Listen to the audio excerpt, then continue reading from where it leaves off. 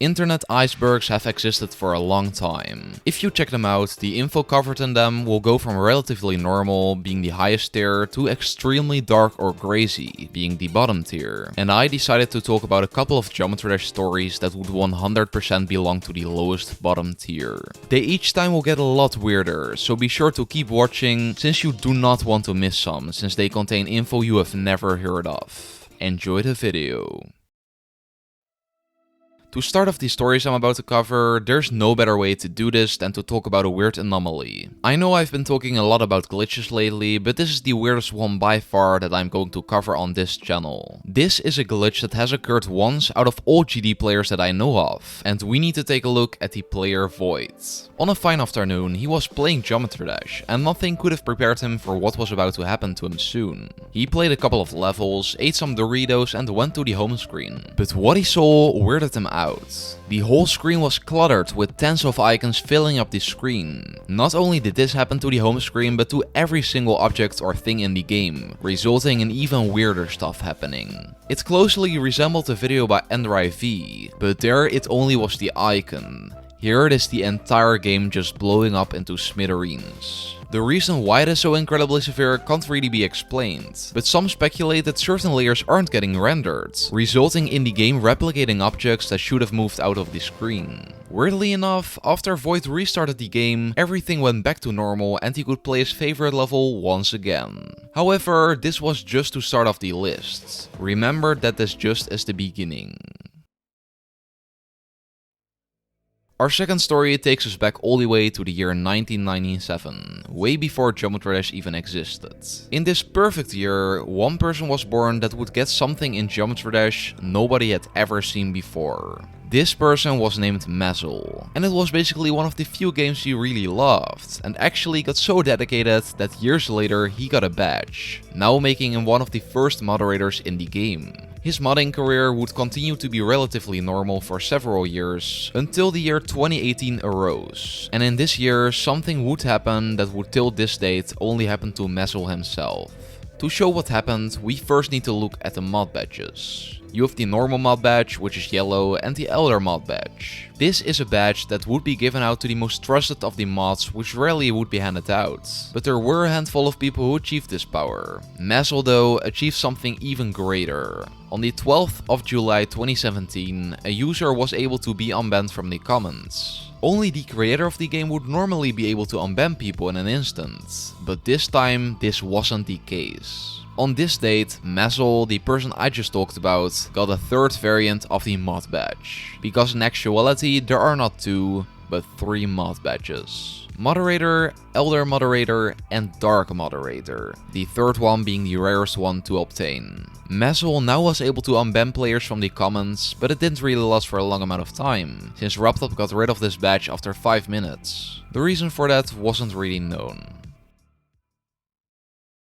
When Geometry Dash got released, it was heavily inspired by two games, The Impossible Game and Bit Trip Runner. And it was quite obvious Geometry Dash almost immediately shattered both of these games stat-wise. The crazy thing is that Raptop basically didn't do any advertising at all, besides uploading a 1-minute long trailer of the game on YouTube, now having over 131 million views. Well, this video would have 3 less views if Raptop didn't do the following. Not only did he put the trailer on YouTube, but he also made an announcement on a platform called Reddit. It barely got noticed, only getting 4 comments, but this post was monumental because of one message. On this post, Raptop said, "The game will be released on August 13th for the iOS and Android, as a universal app. But enough text, time to see it in action." And there also was a trailer on YouTube linking to a famous Geometry Dash trailer. If we now take a look at the first comment, we can see the user Darnok being the only one having left a comment at the time. And what if I told you this crazy thing? Without this single post, without any upvotes, the game probably would be a graveyard at the moment without any players playing. The player named Darnok got interested in playing the game after seeing this Reddit post, and also the comment from Raptop, and he downloaded the game. He made a lot of levels that got a feature, but one stood out from the rest. This level was named Wave, and in this level you go up and down by clicking blue orbs with a UFO. It inspired RubTop to create the most popular game mode, the Wave, and without this level, this game mode might not even have ever existed, just like the GD community that we know as of right now. Before we talk about the final story where something extremely baffling occurred, we are going to look at a certain level. Okay, so on estimate around 10% of all levels have been deleted, many of which have been lost. A smaller portion of these online levels are rated levels that normally are a bit more popular than a standard level, and way less of them get deleted.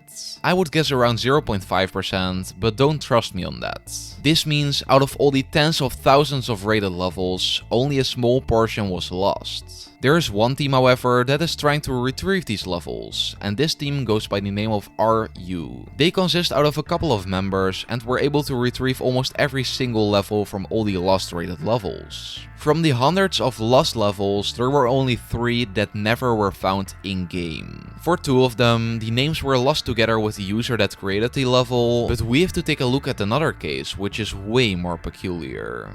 Time Machine V2 by Aki. Based on the screenshots, the level seems complete. You can see the star rating, the name, the creator, and basically everything you need to know. Except for one thing. The ID. The ID, until this date, never has been found, which is strange, since the level was rated by RubTop. Yet, somehow there's not a single being on Earth that knows about this ID. But if you know about it, be sure to comment it down below. For our last story, we need to talk about the story of Sayok, and this one has a lot of lore behind it. It all started when Sayok released a level named Behold.